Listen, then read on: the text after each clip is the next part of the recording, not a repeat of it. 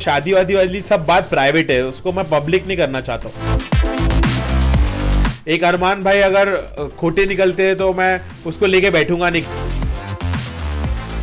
मेरे बारे में बायोपिक तो जरूर बनना चाहिए कि मुझे संजू बाबा जैसे कोई एक्टर चाहिए। ऐसा कुछ नहीं है भाई, सब लड्डू वड्डू फूटते नहीं भाई किसी के भी लिए। नेजी दब्बा मेरे को देख रहे हो तुम जूम पे, चलो मचाते धूम बे। नमस्कार, आप सभी का स्वागत है और हमारे साथ हैं नेजी दबा, जिन्होंने ट्रॉफी तो नहीं जीती भले ही, लेकिन दिल सभी का जीता है। बहुत बहुत स्वागत है आपका। Thank you for having me man. Naezy, सबसे पहले हर कोई यही सोच रहा था, जैसे एमसी स्टैन ने लास्ट मोमेंट पे एकदम जबरदस्त गेम पलटा और विनर हुए थे। सब यही सोच रहा था कि आप भी विनर हो, आप ही विनर हो। क्या हुआ ऐसा? गेम तो मैंने भी पलटा, अच्छा खेला और आखिर तक पहुंचा। तो मैं बीच में से एविक्ट होके नहीं गया और लोगों ने मुझ पर भरोसा किया, मुझको सपोर्ट किया, इतना प्यार दिया कि मैं आखिर तक पहुंचा और ट्रॉफी मेरे दोस्त को ही मिली। तो मुझे कोई नुकसान का फीलिंग नहीं आया कि मेरा नुकसान हुआ, बल्कि मेरा फायदा ही हुआ, क्योंकि मेरी जर्नी अभी भी कंटिन्यू हो रही है ना। मैं ट्रॉफी नहीं जीता तो लोग मुझे और प्यार दे रहे कि यार इसको ट्रॉफी मिलनी चाहिए थी, इसको ट्रॉफी मिलनी चाहिए थी, ये जीतना चाहिए था। लेकिन मेरी स्टोरी ना बहुत अलग है भाई। मैं पहले भी मूवी बनी, जो कुछ हुआ, मैं कभी भी मतलब मेरा स्टोरी जो है ना वो कंटिन्यू होता है, एंड नहीं होता है। तो अभी भी मुझे ट्रॉफी नहीं मिली तो मेरे स्टोरी में एक कंटिन्यूएशन है कि अभी भी चल रहा है, स्ट्रगल चालू है लोग मुझे अभी भी प्यार दे रहे और ऊपर वाले ने कुछ और सोचा रहेगा मेरे लिए। तो हमेशा ऐसा होता है कि मेरे साथ ऐसे ही होता है, तो मैं यूज टू इस चीज के लिए। मुझे कुछ नुकसान हुआ ऐसा नहीं लगा, कुछ बुरा नहीं लगा। मैं जीता, मेरी दोस्त जीती, एक ही बात। और जीतने से ज्यादा प्यार तो मुझे मिला कि नेजी भाई सबके मुंह पे एक ही नाम है। तो मुझे लगता है मेरे लिए ऐसा ही लिखा गया था, ये गॉड का प्लान है। तो मुझे लगता है कि दिल जीत लिया, वो बड़ी बात। जब सना विनर हुई, बाहर बहुत हल्ला मचा, बट एल्विश ने एक ट्वीट किया और बोला कि हल्ला नहीं मचा। और जब सना ने हाथ में ट्रॉफी ली तो उनके पास कोई भी कंटेस्टेंट जो बाहर बैठे थे आए नहीं। शिवांगी, जो कि साई केतन की गर्लफ्रेंड रही हैं, उन्होंने ट्वीट करके लिखा था कि बिग बॉस ने इंस्ट्रक्शन दिए थे कि कोई सेट पर नहीं जाएगा। क्या कुछ हुआ था, आप बताना चाहेंगे? उस वक्त का तो मुझे याद है कि सब अपने अपने जोन में थे, सब अपने अपनी खुशियां सेलिब्रेट कर रहे थे। तो उस वक्त किसी ने एक दूसरे को लटकाया नहीं। जब मीडिया राउंड्स भी चल रहे थे फिनाले के बाद, तो हम एक दूसरे से बात नहीं कर रहे थे। हम अपनी स्टोरी को लेकर, अपनी चीजों को लेकर हम इतना बिजी हो गए थे कि हमने एक दूसरे से बात ही नहीं की। लेकिन वहां से निकलने के बाद सबने उसको कॉन्ग्रेचुलेट किया और एक दूसरे से हमारी बात हुई, मिले हम एक दूसरे से, तो सब कुछ नॉर्मल हो गया। वो शो के फौरन बाद ऐसा होता है कि इंसान मसरूफ हो जाता है कुछ वजह से। नहीं, हम स्टेज पे बाद जब सना ने ट्रॉफी पकड़ी थी, बुला रही थी कि प्लीज कम, बट कोई उनके पास आया नहीं। और शिवांगी ने लिखा कि बिग बॉस ने इंस्ट्रक्शन दिए थे कि कोई सेट पर नहीं जाएगा विनिंग मोमेंट में। जी, हो सकता है कि बिग बॉस ने इंस्ट्रक्शन दिए हो, ये बात मुझे अच्छे से पता नहीं है। और सना मकबूल को घर में सब जगह से हेट मिलता था, मतलब बहुत सारे लोग उसको एक्सेप्ट नहीं करते थे। तो हो सकता है वो भी वजह हो। आपने एक बार कहा था कि सना से मैं घर से बाहर निकल के कुछ बात करना चाहूंगा। वो बात क्या है, आज मैं जानना चाहूंगा। जी, मुझे ये बात करने की थी कि तू जो भी प्रोजेक्ट्स करने वाली है ना बाहर निकल के, और मैं उसको बोलना चाह रहा था कि तेरे अंदर जो क्वालिटीज है, डोमिनेंट नेचर की है, जो तो मतलब रूल करती है, सबके साथ रह के सबको एक साथ लेकर जो चलती है, तो वैसे टाइप के प्रोजेक्ट्स उठाओ और कुछ बदलाव लाओ समाज में। जो म्यूजिक वीडियोस में आजकल होता है, ऑब्जेक्टिफिकेशन ऑफ वुमेन, और मैं इस मकसद के लिए उसको तैयार करना चाह रहा था कि तुम्हारे अंदर इतनी हिम्मत है, इतनी ताकत है, तुम स्टैंड लेती हो, तुम इतनी मजबूत औरत हो एक, तो उसकी अपने को वैसी एक इमेज बनानी है इंडस्ट्री में। और जो चीज हम बदलाव ला सकते हैं औरतों के लिए, लड़कियों के लिए, वो बदलाव लाना है। उस सिलसिले में मैं उससे कुछ बात करना चाहता था। तो अभी कल मेरी मुलाकात हुई और मैंने बात भी किया इस बारे में उससे कि जो भी तुम प्रोजेक्ट्स लोगी, थोड़ा चूजी रहो उसमें, कोई भी टाइप के प्रोजेक्ट्स मत रहो। जो एक रिवाज चल रहा है इंडस्ट्री में, उसको हम तोड़ते हैं, उसको बदलते हैं। सना की शादी की खबर आ रही है, हालांकि अब सना खुद बोल रहे हैं कि ऐसा कुछ नहीं है। आपसे बात हुई, क्या बोला उन्होंने शादी को लेकर के? देखिए, वो तो एक पर्सनल मैटर है और कोई चाहता है कि वो उस बात को मुद्दा बनाओ, दुनिया के सामने बताओ, कोई चाहता है कि उसको छुपा के रखो और प्राइवेट रखो। तो मैं चाहता हूं कि अगर इस चीज को कोई प्राइवेट रखना चाह रहा है तो बेटर यही होगा कि हम उसको प्राइवेट रखें। जी, बट आपकी और सना की जो बॉन्डिंग थी ना, वो बाहर से दोस्ती से बढ़कर दिख रही थी कि उनकी, इसीलिए शायद लोग आपसे ये सवाल पूछ रहे थे कि क्या है आप दोनों के बीच। तो ये जो लोग ये सोच रहे थे कि आपकी दोस्ती से बढ़कर, आपको भी लगता है कि वो आपकी जो बॉन्डिंग थी दोस्ती से बढ़कर थी? जी हाँ, मेरे को भी लगता है दोस्ती से बढ़कर बॉन्डिंग थी, हम खास दोस्त थे। हम इसलिए पूछ रहे क्योंकि हमारी अदनान से बात हो रही थी। अदनान ने कहा कि मैं घर के अंदर जब गया था तो मैंने देखा कि नेजी के मन में कुछ लड्डू फूट रहे हैं सना के लिए। कितना सच था? ऐसा कुछ नहीं है भाई, सब लड्डू वड्डू फूटते नहीं भाई किसी के भी लिए, पब्लिक के फूटते रहेंगे अपने लिए, लेकिन अपने को अदनान किसी ने बोला था ऐसा। मुझे नहीं पता क्यों बोल रहा रहेगा भाई वो ऐसा, क्योंकि मैं बहुत सारे दोस्तों के साथ ऑलरेडी लाइफ में रहा हूँ, तो लड्डू फूटना थोड़ी अजीब बात है ये बात। हाँ मतलब नॉर्मल कोई दोस्त बना तो मेरे लिए वो खुशी की बात है, लेकिन इतना भी खुशी नहीं कि लड्डू फूट रहा है। ऐसा भी नहीं कि मेरे दोस्त नहीं रहे जिंदगी में, बहुत दोस्त रहे मेरे जिंदगी में, और कोई भी दोस्त बनता है तो एक नॉर्मल जो खुशी होती है वो खुशी हुई मुझे, ऐसा कुछ लड्डू फूटने जैसी कोई बात नहीं है। बट सना की शादी को लेकर कोई बात हुई आपसे, चूंकि आप बोले आप मुलाकात करके आए हैं? हाँ तो मैं आपको बोला ना कि वो शादी वादी वाली सब बात प्राइवेट है, उसको मैं पब्लिक नहीं करना चाहता हूँ।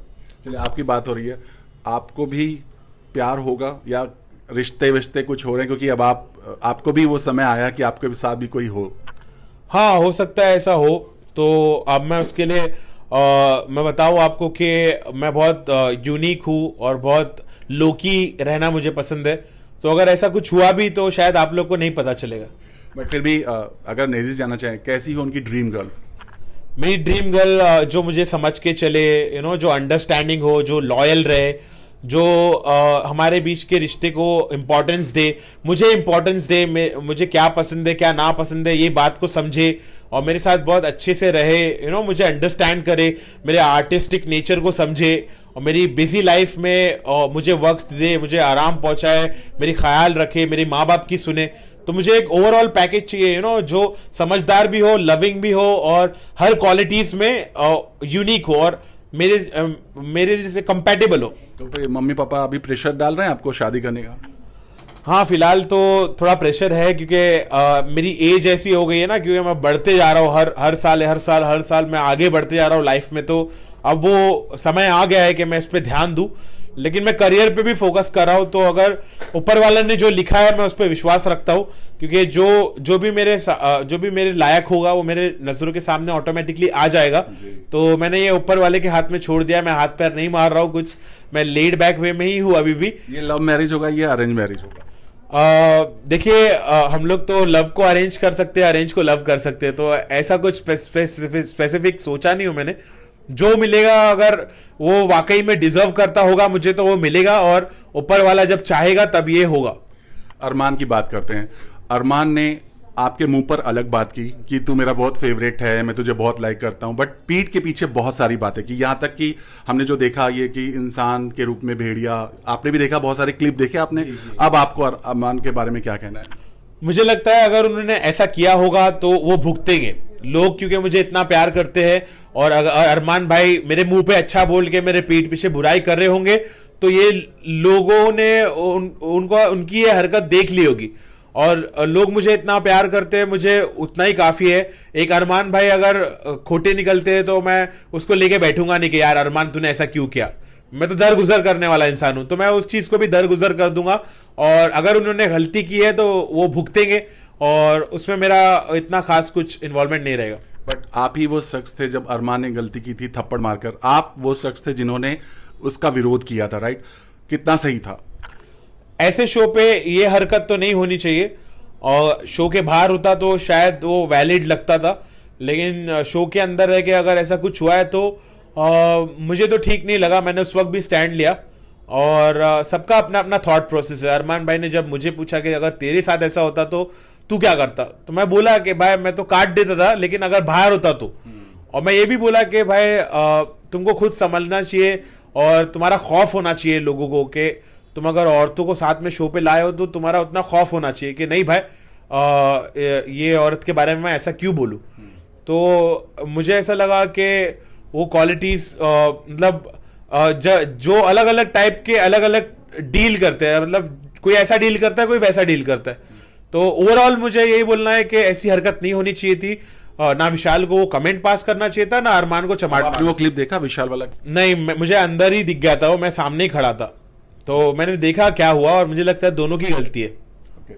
सना को जिस तरह से टारगेट कर रहे थे सभी लोग, रणवीर के साथ जो उनकी नोक झोंक चल रही थी, सही लगा आपको? वो सही था रणवीर का जो जो प्रतिक्रिया थी?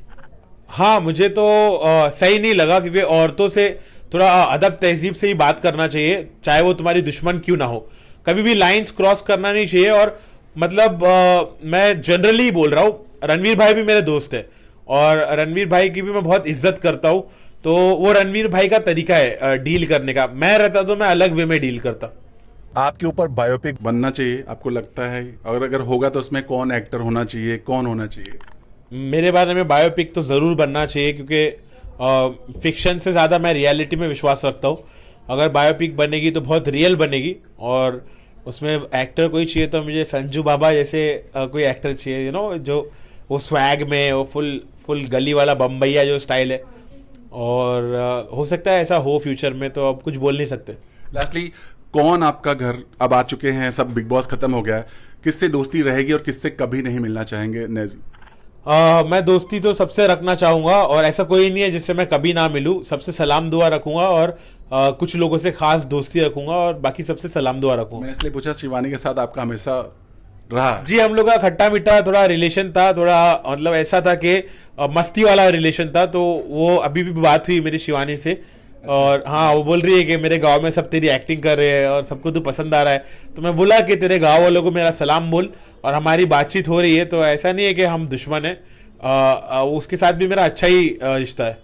एक लास्टली सवाल जानना चाहेंगे, जिस तरह से आपके हाइजीनिक को लेकर अरमान ने इतना बड़ा मुद्दा बनाया, आपको लगता था कि ये मुद्दा था घर के अंदर? नहीं, ये बिल्कुल मुद्दा नहीं था। ये बात ऐसी थी कि जिसको कान में आके बोलना चाहिए थी। ये सब बात को मुद्दा बनाना, इससे पता चलता है कि इंसान कैसा है। मैं रहता तो मैं कान में बोलता, ये सब चीज को मुद्दा बना के ऐसा किसी की इज्जत उछालता नहीं, किसी को एम्बेरस फील नहीं करवाता।